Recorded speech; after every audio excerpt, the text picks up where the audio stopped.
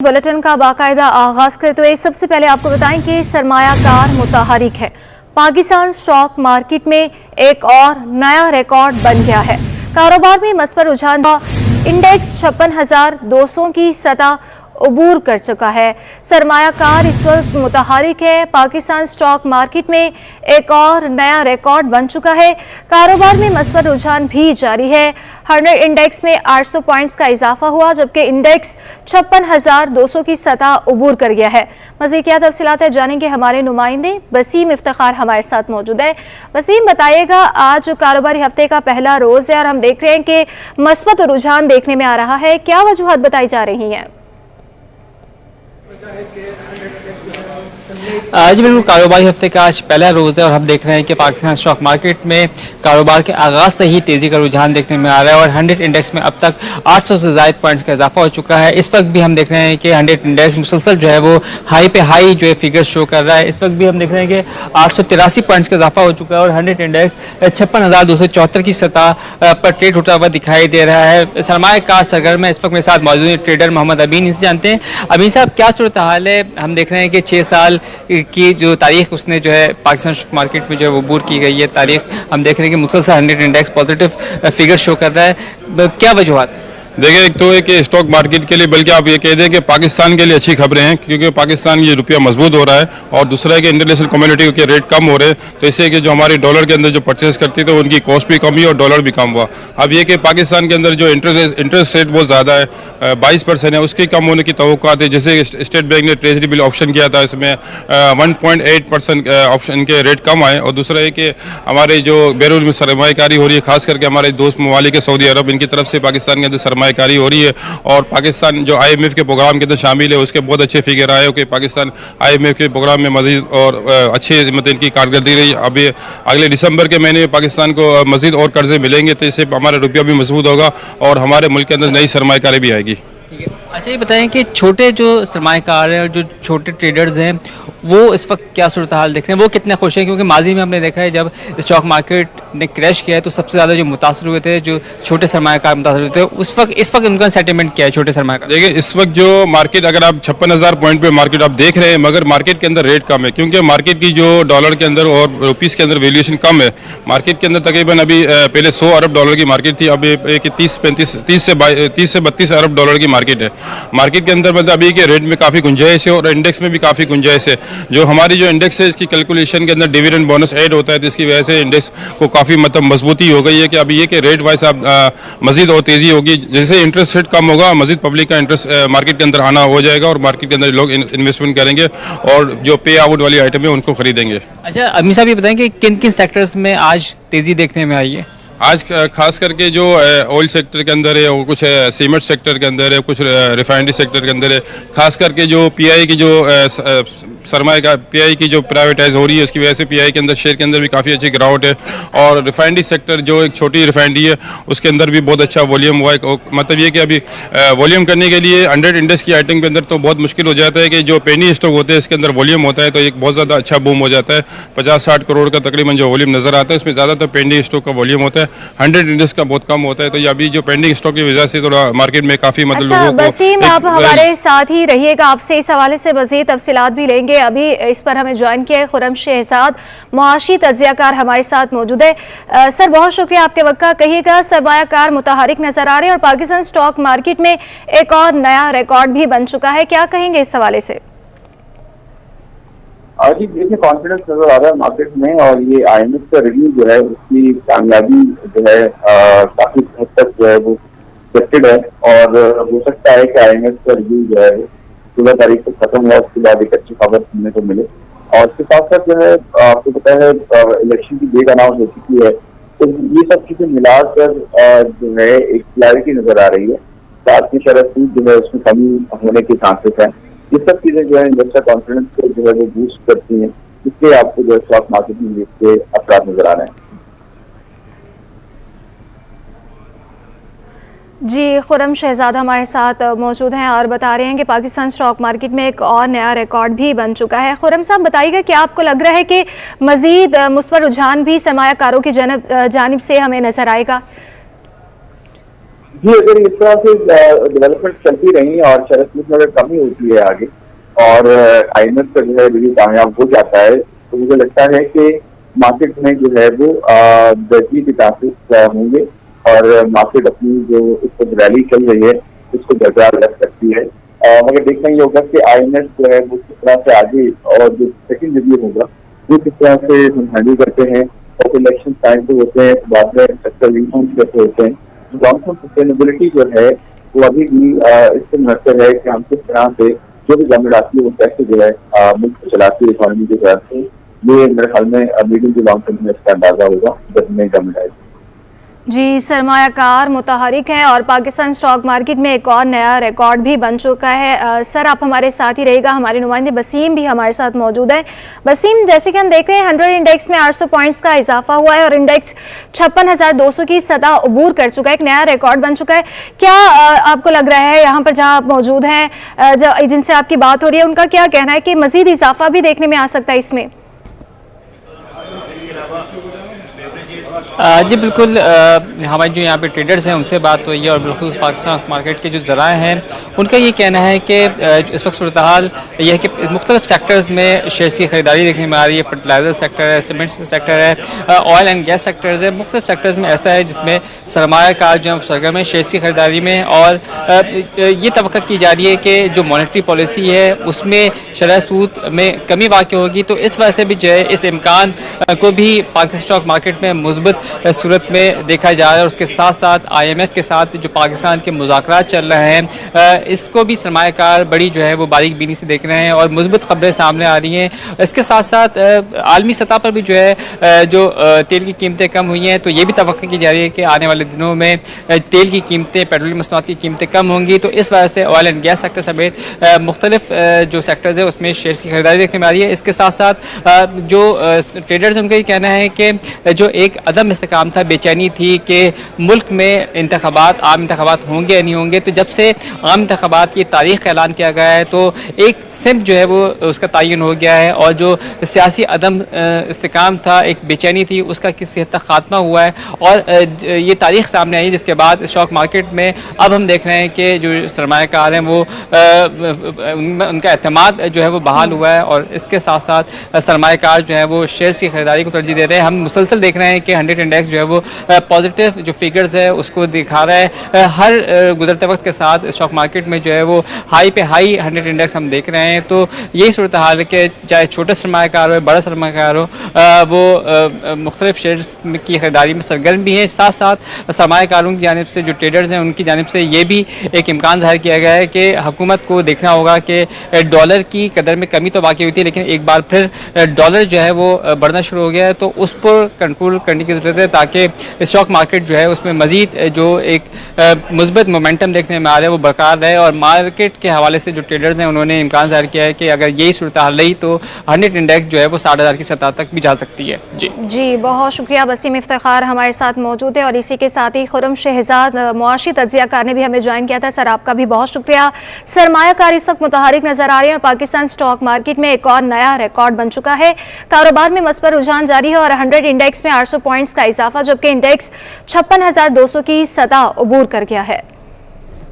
Bulletin का सिलसिला आगे बढ़ाते हुए आपको बताएं कि IMF का रिटेलर्स से टैक्स वसूल करने का मुतालबा स्मॉल ट्रेडर्स एसोसिएशन ने तजवीज़ को मुस्तरद कर दिया। ताजर महमूद हामिद कहते हैं कि रिटेलर्स पर टैक्स का मतलब आवाम पर टैक्स लगाना है, ज़्यादा आमदन वाले अफराद पर टैक्स लगाए जाएं। काविश मेमन से मज़ीद तफसीलात जानते हैं। IMF एक के बाद एक कड़ी शराइत आयद करता जा रहा है। रिटेलर्स पर टैक्स लगाने की बात की जा रही है और टैक्स नेट में लाने का मुतालबा किया जा रहा है। इस वक्त मेरे साथ मौजूद हैं स्मॉल ट्रेडर्स के सदर हैं महमूद हामिद, उनसे बात करते हैं। रिटेलर्स टैक्स देते हैं, हर चीज़ पे देते हैं, इनकम टैक्स देते हैं।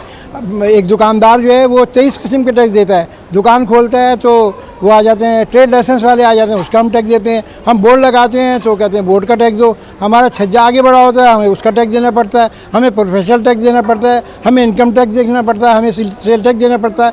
मुतअद्दिद टैक्स हैं जो हम दे रहे हैं, ऑलरेडी दे रहे हैं। लेकिन बात यह है कि इन टैक्सों का मिसयूज़ हो रहा है। IMF सिर्फ यही नहीं कहता कि आप टैक्स नेट को बढ़ाएं, IMF ये भी तो कहता है कि आप गैर तरक्याती अखराजात को कम करें। अगर 210 अरब रुपए का पेट्रोल और 500 अरब रुपए से ज़्यादा की बिजली जो है वो अशराफिया को दी जा रही है, सरकारी मुलाजमीन को दी जा रही है, तो ये उसका ज़िया है। आप उनको क्यों मुफ्त दे रहे हैं जब आपकी आमदनी नहीं है? आप उसका ज़ोर भी आवाम पे डाल रहे हैं, उसका ज़ोर भी रिटेलर पे डाल रहे हैं। रिटेलर पे टैक्स का मतलब ये है कि आप आवाम पे टैक्स लगा रहे हैं।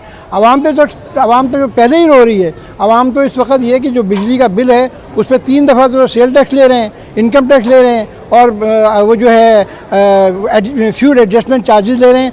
तो हमने कोई बिजली इस्तेमाल करना कोई जुर्म तो नहीं है कि आप उसके ऊपर इतने टैक्स लगा दें। तो वो तो ऑलरेडी टैक्सों के बोझ तले आवाम दबे हुए हैं। महमूद हामिद मेरे साथ मौजूद थे। उनका ये कहना है कि रिटेलर्स तो पहले ही टैक्स अदा कर रहा है, मुख्तलिफ इकसाम के टैक्स जो है वसूल किए जा रहे हैं, लेकिन अगर मज़ीद टैक्सेस का बोझ लाद दिया जाता है तो ना सिर्फ रिटेलर मुतासर होगा बल्कि आम आवाम को भी मुश्किलात का सामना करना। जी, एक्सपोर्टर्स ने मुआशी आदाद-ओ-शुमार की बेहतरी को मईशत के लिए अहम करार दे दिया।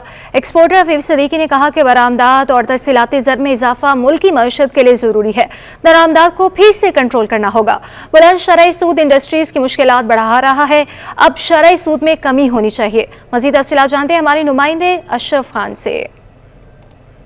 माशी अदद-ओ-शुमार बेहतर होना शुरू हो गए, बरामदात जो है वो भी बढ़ी है, साथ ही दरामदात भी बढ़ी है। और अगर हम रेमिटेंसेस की बात करें, इंटर बैंक ओपन मार्केट में जो फ़र्क कम हुआ तो रेमिटेंसेस भी बेहतर हुई है। इसको किस तरीके से एक्सपोर्टर्स देख रहे हैं, जानते हैं हफीफ सिद्दीकी से।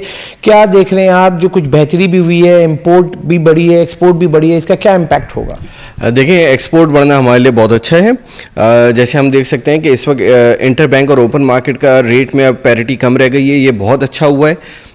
ये जो हमारी गवर्नमेंट ने भी क्रैक डाउन किए और ये जितने हवाले वाले थे और जो ब्लैक मार्केट के थ्रू लेके चल रहे थे, इनको जो कंट्रोल किया, ये बहुत अच्छा है इकॉनमी के लिए। इसी में आप देख सकते हैं कि आपकी रेमिटेंस अब बढ़ गई हैं, क्योंकि अब ज़्यादातर लोग ऑफिशियली भेज रहे हैं।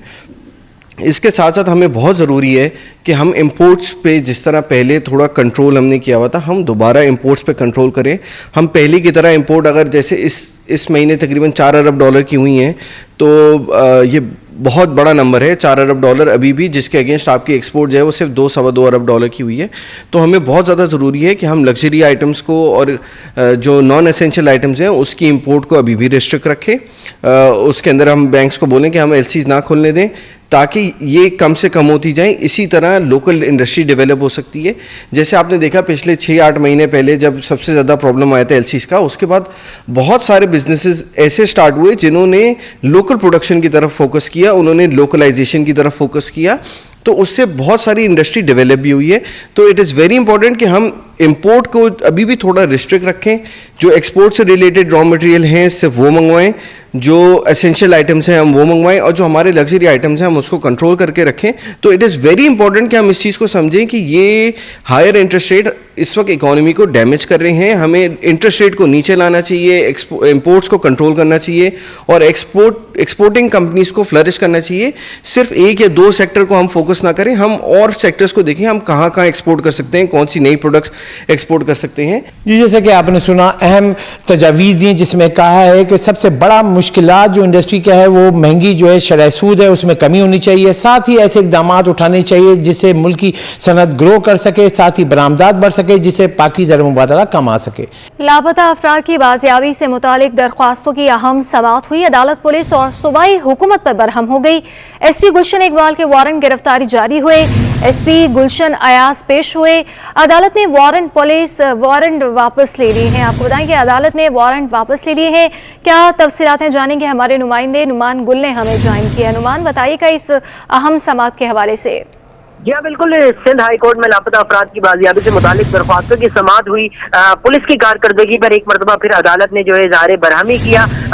जस्टिस अदनानुल करीम मेमन ने रिमार्क दिए कि एक तरफ पुलिस और सूबाई हुकूमत कहती है कि बंदा हमारे पास नहीं है, लापता शहरी आसमान और जमीन के दरमियान कहीं भी है तो उन्हें ढूंढ कर वापस ले आया जाए। अदालत ने GAIT सरबराह को भी जाती हैसियत में तलब किया था, जबकि इसके साथ साथ अदालत ने जो है वो अब्बास के जो लापता शहरी अब्बास है, अजहर अब्बास है, उसके जो तफ्तीशी अफसर हैं उन्हें जो है वो एसपी गुलशन को इसके गिरफ्तारी वारंट जो है वो जारी किए थे, जिसके बाद जो है अदालत ने एसएसपी को ये कहा था कि एसपी गुलशन को गिरफ्तार कर 25 नवंबर को अदालत में पेश किया जाए। जबकि थोड़ी देर बाद हमने देखा कि एसपी गुलशन जो है वो अदालत में पेश हुए और लापता शहरी अजहर अब्बास के तफ्तीशी अफसर की जानिब से जो है वो एसपी गुलशन को अयाज को जो है वो पेश किया गया, जिसके बाद एसपी का ये कहना था कि दूसरे बेंच में था मैं, इसलिए पेश होने में थोड़ी ताखीर हुई। अदालत ने वारंट गिरफ्तारी जो है वो वापस ले ली है, जबकि अदालत की जानिब से लापता शहरी की बाजियाबी से मुताल्लिक दरख्वास्तों की जो समाअत हुई उस पर रिपोर्ट जो है वो आइंदा समाअत पर तलब कर ली गई है। जी अच्छा नुमान, वारंट जो जारी हुआ है इसके हवाले से मजीद तफसीलात दोबारा एक बार फिर से हमारे नाजरीन को बताइएगा। या बिल्कुल, ये लापता अफराद की बाजियाबी से मुताल्लिक केस था जो कि अदालत ने एक मरतबा फिर जो पुलिस की कारकर्दगी थी उस पर जो है वो सवालिया निशान भी उठाए और फिर ये रिमार्क्स भी दिए कि अदालत के अगर ये तमाम लोग जो है बाजियाब नहीं हो रहे हैं तो कहाँ हैं, अगर पुलिस के पास नहीं है, अगर सूबाई टास्क फोर्स के पास ये लोग नहीं है तो फिर ये कहाँ गए हैं। अदालत ने जो है वो सख्त अहकामात जारी करते हुए कहा था कि जो लापता अफराद हैं इन्हें जो है वो कहीं से भी ढूंढ कर अदालत में पेश किया जाए। जबकि ये जो दूसरा केस था अजहर अब्बास का, इस हवाले से जो है वो तफ्तीशी अफसर को जो है वो एसपी गुलशन की गिरफ्तारी के वारंट जो है वो जारी किए गए थे। अदालत ने जो है वो लापता शहरी अजहर अब्बास की बाजियाबी के लिए जो है वो एसएसपी को ये हुक्म दिया था कि एसपी गुलशन जो है उन्हें जो है वो गिरफ्तार किया जाए और फिर 25 नवंबर को अदालत में पेश किया जाए। लेकिन हमने देखा कि थोड़ी देर बाद जो है वो अदालत में पेश हुए एसपी गुलशन और उनकी जानिब से ये कहा गया कि दूसरे बेंच में था, दूसरी समाअत में था, जिसके बाद जो है वो इस अदालत में आने में जो है वो देर हुई और उसके बाद अदालत ने वारंट उनकी गिरफ्तारी के जो वारंट थे वो वापस ले लिए। जबकि अदालत ने लापता शहरी अजहर अब्बास व दीगर के हवाले से दीगर की बाजियाबी के हवाले से जो पेशरफ रिपोर्ट है वो आइंदा समाअत पर तलब कर लिया है। जी अच्छा नुमान, ये बताइएगा ये जो केस चल रहा है इसमें अब तक कितने लोग लापता है और कितने लोगों को बाजियाब करवा लिया गया है? ये तकरीबन कोई 11 से 12 लोगों की लापता होने की ये समातें थी जो कि वक्तन जो है ये समातें होती रहती हैं।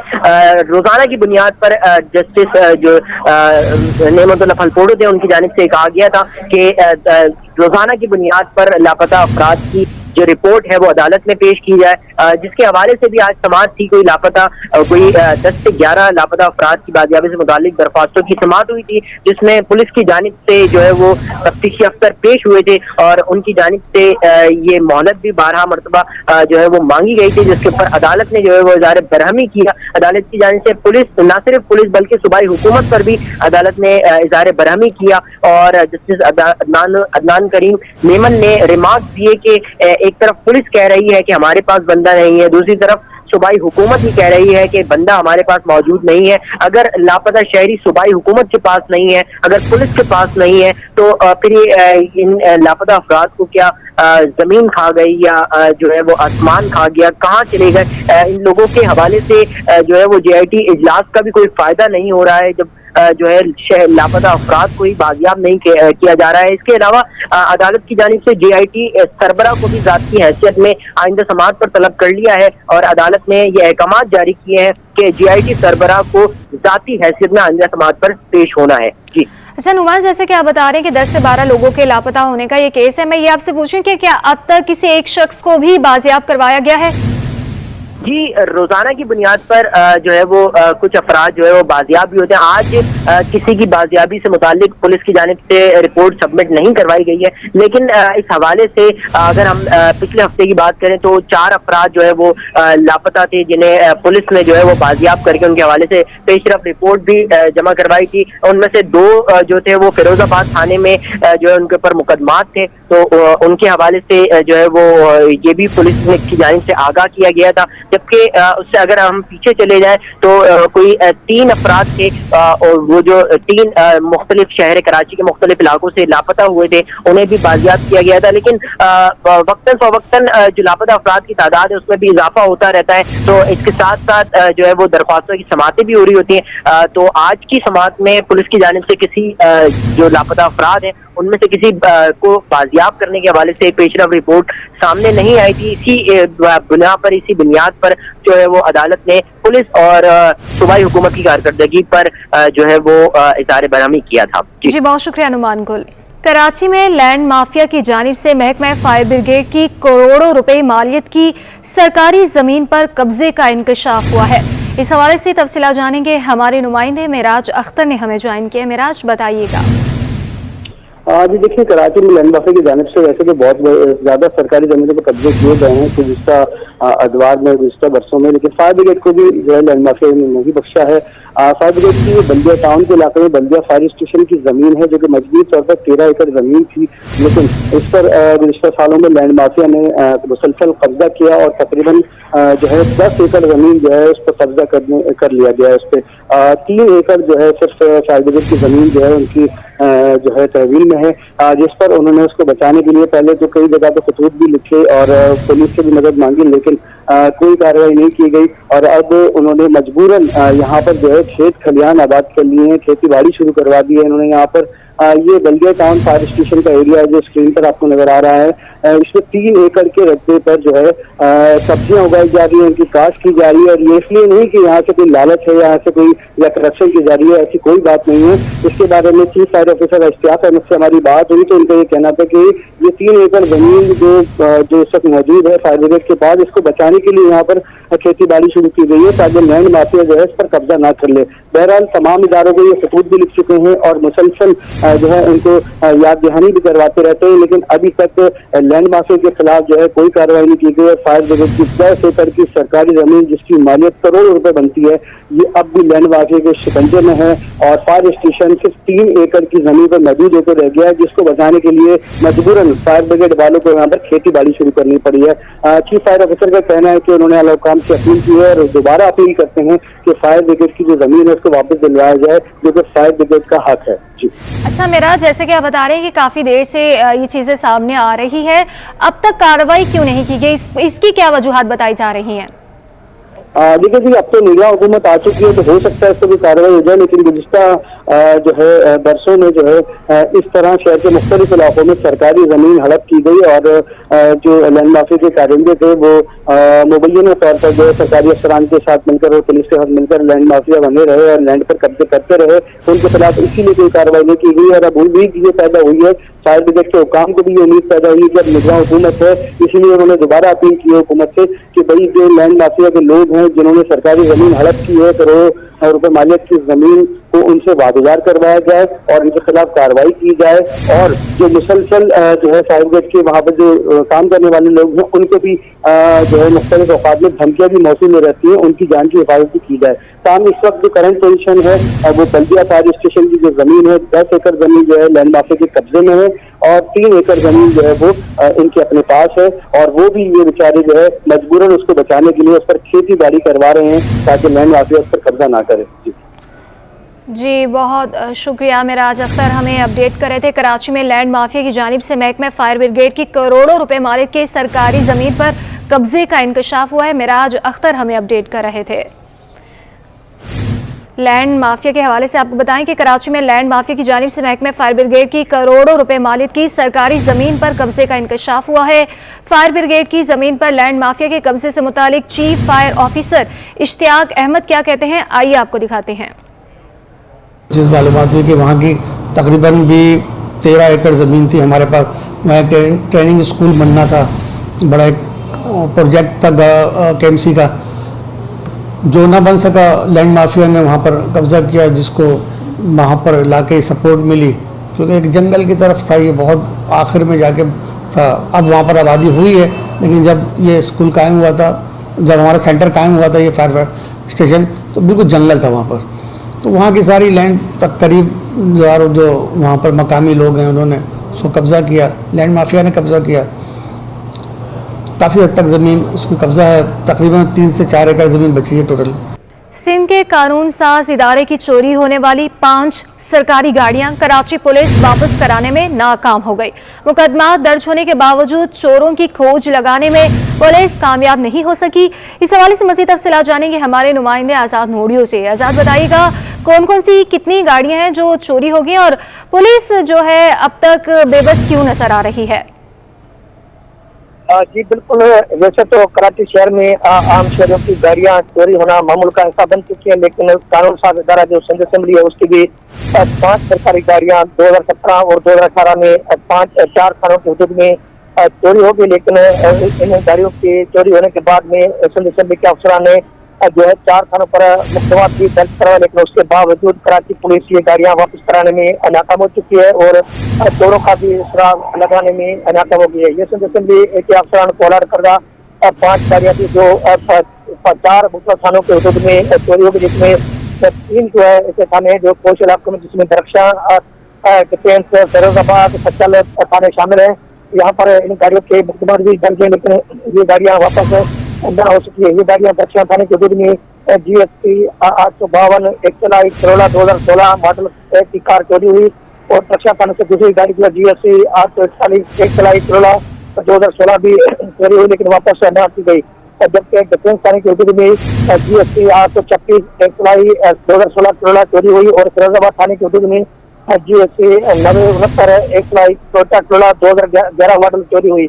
इसके अलावा सच्चल थाने के हदूद में GSP 748 सैलून टोयोटा करोला 2016 चोरी हुई, लेकिन ये 5 गाड़ियां ताहाल पुलिस वापस कराने में नाकाम हो गई। लेकिन ये सिंध असेंबली के सरकारी रिकॉर्ड के मुताबिक ये गाड़ियां सिंध असेंबली के जो है 5 अफसरान को अलर्ट की गई थी, लेकिन मुख्तलिफ औकात में ये गाड़ियां खासतौर पर 2017 और 2018 में चोरी हुई।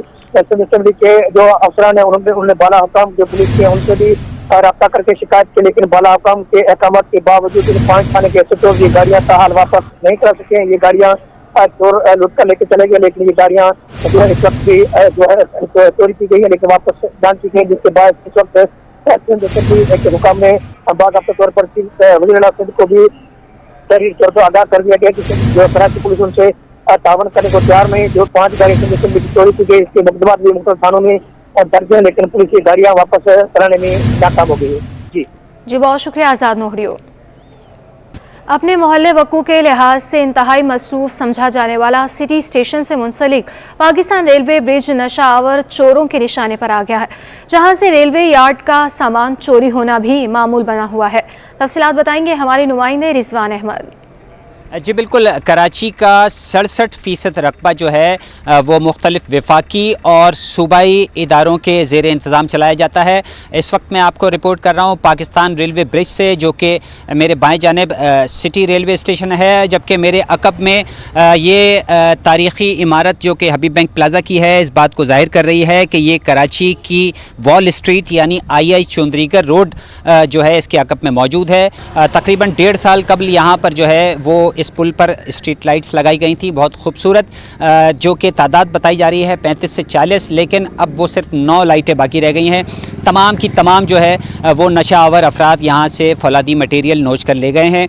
और इसके साथ साथ आपको ये भी बताता चलूँ कि इस इलाके की जो ज़िम्मेदारी है वो मीठा थाना भी यहाँ पर उसकी हदूद में भी आता है, जबकि पाकिस्तान रेलवे भी मौजूद है। लेकिन जो नशा आवर अफराद हैं उनकी कार्रवाइयाँ जो हैं इन दोनों कानून नाफिज करने वाले इदारों से जो है कंट्रोल नहीं हो पा रही हैं। इलाका मकीन हमारे साथ मौजूद है, इनसे बात करते हैं। बहुत शुक्रिया सर, फरमाइएगा इस पुल की अहमियत क्या है और ये जो लाइटें वगैरह चोरी हुई हैं सिलसिला कब से? ये तो जो है ना शुरू हुआ है मेरे ख्याल से जो है ना 1.5 साल हुआ है ये लाइटें लगी है, और उसके बाद जब मेरे ख्याल से एक से 1.5 महीना ये लाइटें चली है, उसके बाद जब शुरू हुए इरोंची यहाँ पोल्ट्री, तो इन्होंने जो है ना इस पुल के एक खंभे उतार के लेके गए। बिल्कुल कहा यह जा रहा है कि नशा आवर अफराद शहर में नहीं संभल रहे हैं। फौलादी मटेरियल की चोरी तमाम जगह से तकरीबन शहर के जो है वो जारी है। इंतहाई अहमियत का यह हामिल रोड रात को जब अंधेरे में डूबता है तो यहाँ पे स्ट्रीट क्राइम की शरह भी जो है वो बढ़ चुकी है। मुतालबा किया जा रहा है फौरी तौर पर लाइटें दोबारा लगाई जाएँ और उनकी हिफाजत का माकूल बंदोबस्त किया जाए। जी कराची में बिजली की लोड शेडिंग का जीन बेकाबू हो गया। शहर के मुख्तलिफ इलाकों की तरह कोरंगी अलावाला टाउन में भी बिजली की बंदिश का सिलसिला 8 घंटों से तजावुज कर गया। शहरियों को मुश्किलात का भी सामना है। इस हवाले से मजीद बता रही है हमारी नुमाइंदा आयमा खान। हाँ जी बिल्कुल, शहर कायद में जो लोड शेडिंग का दौरानिया है वो तवील से तवील तरीन हो गया है। शहर के मुख्तलिफ इलाकों में जो बिजली की बंदिश का सिलसिला है वो जारी है। अलबत्ता दूसरी जानिब जो के इलेक्ट्रिक का ये मौक़िफ़ है कि कहीं पे भी जो है वो गैर एलानिया लोड शेडिंग नहीं की जा रही है। इस वक्त हम मौजूद हैं कोरंगी के इलाके अल्लाहवाला टाउन में। यहाँ जो है वो एलानिया लोड शेडिंग के साथ गैर एलानिया लोड शेडिंग का सिलसिला भी जो है वो जारी है। इस वक्त भी यहाँ पे जो है वो बिजली की बंदिश जारी है। मेरे कैमरामैन इमरान आपको दिखाएं तो ये टेलर की दुकान है और यहाँ पे टेलर की दुकान में मतलब यहाँ पे जो है वो इस वक्त भी जो है वो लाइट मौजूद नहीं है। लाइट ना होने के बाद जो है वो कारोबारी सरगर्मियाँ भी जो हैं वो खासी मुतासिर होती हैं। अल्लाहवाला टाउन के लोग हमारे साथ मौजूद हैं, हम इनसे बात करते हैं। बताइएगा कितने घंटे की आपके इलाके में लोड शेडिंग की जा रही है? ये 1.5 घंटा कभी 2 घंटे, तकरीबन 4 दफ़ा जाती है दिन में, 4-5 दफ़ा दिन में जाती है। 1.5 घंटा कभी 2 घंटा। बहुत यहाँ परेशानी है लोगों को बिजली के बारे में, बिजली नहीं आ रही बिल्कुल। अच्छा सर, आप बताइएगा लाइट नहीं होती है तो किस तरह से गुजारा करते हैं? क्योंकि हम देख रहे हैं शहर कायद में जो है वो गैस भी अब मौजूद नहीं है, तो जनरेटर भी नहीं चला सकते, तो किस तरह से गर्मी भी होती है तो कैसे गुजारा कर रहे हैं? बड़ा मुश्किल का सामना करना पड़ता है कि इस बिना पे लाइट नहीं होती तो कोई कारोबार नहीं होता, हाथ पे हाथ रखे बैठे हुए होते, ना घर में चूल्हा जल सकता ना कुछ हो सकता, तो इसलिए बहुत परेशानी है। बाहर जाओ तो रोटियों पे लाइन लगी हुई होती है दुकानों पे कि ना खाना मिलता है ना रोटी मिलती है। जी बिल्कुल, जैसा कि आपने सुना अल्लाहवाला टाउन के जो है वो इलाका मकीन हमारे साथ मौजूद थे और इनका यही कहना है कि लोड शेडिंग के बाद जो है वो कारोबारी सरगर्मियाँ भी जो है वो खासी मुतासिर हो रही है, जबकि साथ ही साथ जो है वो तवील घंटे की लोड शेडिंग का सिलसिला जारी है। दिन में जो है वो 4 से 5 मरतबा जो है वो बिजली की बंदिश रहती है, जिसके बाद जो इलाका मकीनों को खासी मुश्किलात का सामना करना पड़ रहा है। जी, उस्मानाबाद का मोहम्मदी ग्राउंड इंतजामिया की अदम तवज्जुही का शिकार हो गया। ग्राउंड में खेलों की सहूलियात न होने के बायस इलाके के बच्चे मायूस हैं। तफसीलात जानेंगे हमारे नुमाइंदे जुनेद जावेद से। कराची हो या हुकूमत सिंध दावे किए जा रहे हैं कि स्पोर्ट्स की एक्टिविटीज़ को बढ़ाया जाएगा, लेकिन जहां पर स्पोर्ट्स एक्टिविटी होती है वहां की सूरत हाल खासी ख़राब दिखाई दे रही है। इस वक्त मैं मौजूद हूं उस्मानाबाद के इलाके में, मोहम्मदी ग्राउंड कहलाता है ये। सूरत हाल ये है कि यहाँ पर जो बैठने के लिए स्टेडियम बनाया गया है जहाँ लोग बैठते हैं उसकी हालत भी बहुत ज़्यादा ख़राब है। पिलर्स जो है वो मुकम्मल तौर पर तबाह हो चुके हैं। दूसरी जानिब अगर आप देखेंगे तो यहाँ पर कोई बैठने का, सफाई सुथराई का कोई इंतज़ाम बाकी नहीं रहा है। यहाँ इस वक्त भी कचरा पड़ा हुआ है। जो लोग यहाँ पर खेलने आते हैं ना उनको पिचेस मैसर है और ना ही यहाँ पर जो है वो रोशनी का कोई खास इंतजाम रात के औकात में होता है। पोल तो मौजूद है लेकिन यहाँ पर लाइट्स मौजूद नहीं है। यहाँ पर कुछ खिलाड़ी हमारे साथ मौजूद है जो कि चाहते हैं कि आगे बढ़े। भाई किस तरीके से आगे बढ़ेंगे? माहौल तो बहुत खराब है। पहले यहाँ का माहौल अच्छा होना चाहिए, यहाँ से जो मंशियात का अड्डा ये ख़त्म होना चाहिए, जो खस्ताल स्टेडियम है ये ख़त्म होना चाहिए और यहाँ पर मतलब पिचेस वगैरह होनी चाहिए, लाइटिंग वगैरह ऑन होनी चाहिए ताकि बेहतर से बेहतर प्लेयर यहाँ से निकले और आगे की तरफ बढ़े। जी बिल्कुल, लोग अगर तवज्जो दें यहाँ पर तो यहाँ से बहुत सारे खिलाड़ी जो है वो नेशनल लेवल पर भी जो है वो परफॉर्म कर सकते हैं। यहाँ पर जो लोग हैं वो यही मुतालबा कर रहे हैं कि फौरी तौर पर जो है इस ग्राउंड का जो है वो मरम्मती काम शुरू कराया जाए, इस ग्राउंड की तज़ीन और आइश की जाए ताकि यहाँ पर बेहतर से बेहतर जो है सहूलियात इनको मैसर आ सके। जी, सोल्जर बाजार थाने की हदूद से 14 अगस्त को लापता होने वाली 4 साल आयशा ताहाल नहीं मिल सकी। मुकदमा दर्ज होने के बावजूद पुलिस खामोश है। लापता बच्ची के वालिदैन गम से निढाल हैं। इस वक्त हमारी नुमाइंदा अनुषा जाफरी लापता आयशा के वालिदैन के हमरा मौजूद हैं, उनसे मज़ीद जानेंगे। अनुषा बताइएगा। जी बिल्कुल, देखिए 14 अगस्त वाले दिन जो है वो नुमाइश की तरफ से जो है वो 4 साल आयशा असगर जो है वो लापता हुई थी, जो कि गवर्नर सिंध के केबिन में उनके अपने वालिदैन के साथ आई हुई थी। 3 महीना गुजर चुका है लेकिन बच्ची का कुछ भी पता नहीं चल सका है। FIR हुई भी है सोल्जर बाजार थाने में, पुलिस ताउन नहीं कर रही है। पहले भी हमने ये मसला उठाया था और अभी फिर से हम उस बच्ची के वालिदैन के साथ मौजूद हैं। मोंटेसरी में मेरी बेटी नर्सरी क्लास में, उसमें उसका एडमिशन हुआ था बच्ची का। वो स्कूल तक, यहाँ तक 11 अगस्त तक स्कूल गई है मेरी बेटी और यहाँ तक के लास्ट वर्क उसने काम भी कंप्लीट करके रखा है कि फौरी तौर पे 15 अगस्त को वो स्कूल जाएगी तो अपनी टीचर को। क्या लग रहा है, हुजूम से बच्ची खुद चली गई या किसी ने उसको उठा के ले गया है कोई? क्या आपको क्या लग रहा है? मुझे तो बच्ची मेरी खुद जाने वाली नहीं है, मेरी बेटी को आगे पीछे हुई है या कोई उठा के ले गया मेरी बेटी को। पर हमने हर इदारे में, हर महकमे में, हर थाने में एप्लीकेशन और दरख्वास्तें और इंक्वायरी या रिपोर्ट हमने दर्ज करवाई हुई, अभी तक हमने करवाई भी है। पर हम बार आप मीडिया ने निशानदेही कर दी, मीडिया आपके पास आया, आपके मसले को उठाया, सिटी 21 न्यूज़ आया, बार बार दिखाया, आला हुक्काम तक आपकी खबर पहुंचाई, उसके बाद किसी पुलिस के आला हुक्काम ने आप लोगों से रब्ता करने की कोशिश की? नहीं, कोई कोशिश नहीं की, ना कोई हमसे रब्ता किया गया है। बच्ची के वालिद भी मौजूद हैं। हमने परसों भी मेरे ख्याल से आपको अपने चैनल के ऊपर लिया था और आपकी आवाज बना था सिटी 21। मीडिया दिखा रहा है बच्ची गायब है, 3 महीना हो गया, 90 दिन होने वाले हैं, पुलिस के आला हुक्काम के आंखों पे पट्टियां बंधी हुई हैं, पुलिस ख्वाब खरगोश के मजे ले रही है। किसी ने रब्ता किया सोल्जर बाजार थाने की पुलिस ने या किसी पुलिस के आला अफसर ने? हम तो गरीब आदमी ने ना, हमारा तो कोई सुनवाई नहीं हो रही, हमारी इतनी परेशानी को कोई देख ही नहीं रहा। सबसे हाथ जोड़ के विनती करता हूँ कि मेरी बच्ची जिस किसी के पास भी है वो मेरे को ला के हमारे को पहुँचा दें। हमारे पास बहुत परेशान हो गए, जगह जगह की ठोकरें खा रहे हैं, कोई हमारी सुनवाई नहीं कर रहा, बहुत परेशान हो गए।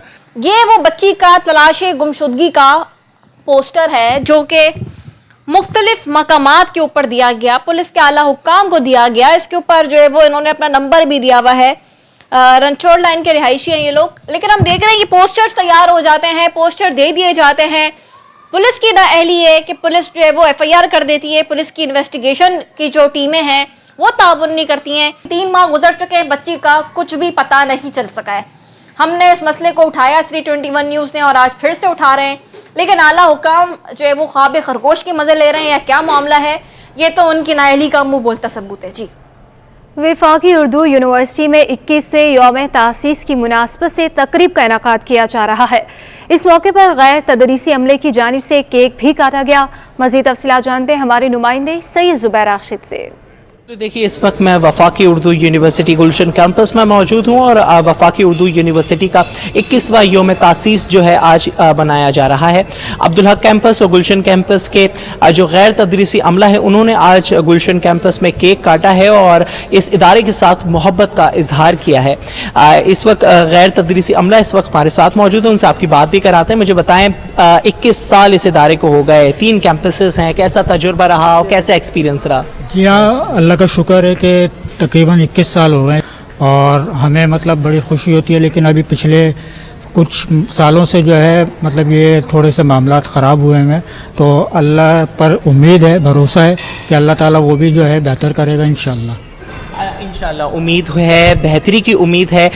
21 साल एक बहुत बड़ा एक टाइम पीरियड होता है। किस तरह इधर आपने मामलात देखे, कैसा आप 21 साल जो हैं किस तरीके से अब तक गुजरे? अल्लाह का शुक्र है, अच्छे ही गुजरे हैं हमारे माहौल। बस ये थोड़ा सा टाइम गुजरा है माली बहरान की ऐसे, बाकी तो अल्लाह का शुक्र है सब सही चला है।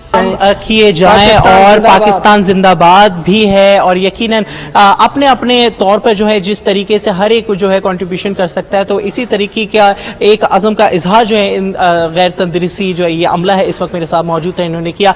ताहम 21वां यौम तासीस जो है आज वफाकी उर्दू यूनिवर्सिटी पर मनाया गया।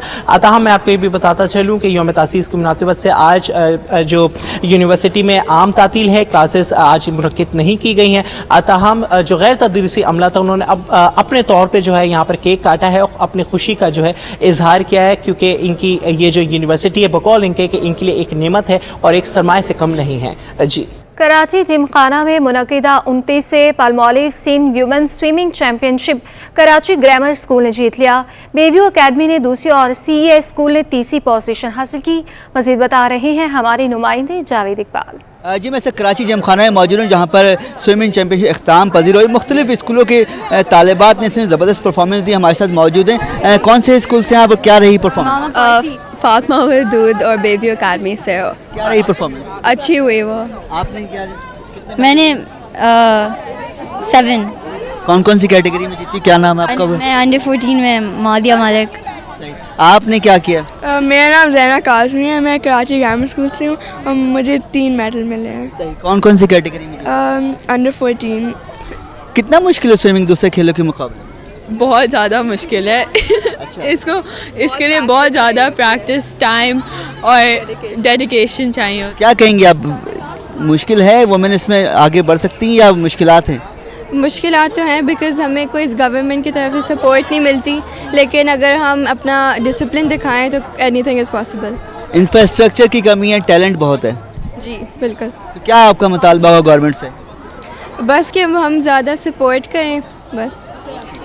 सुना आपने कि तालिबात हौसले हैं इनकी ख्वाहिश है कि अच्छा खेलें, लेकिन इंफ्रास्ट्रक्चर की कमी की वजह से ये आगे नहीं बढ़ पा रही और अपनी अपनी कैटेगरी में सबने ज़बरदस्त परफॉर्मेंस दी है। इनकी ख्वाहिश है कि इनको सपोर्ट किया है तो ये और मज़ीद बेहतर परफॉर्म कर सकती हैं। जी।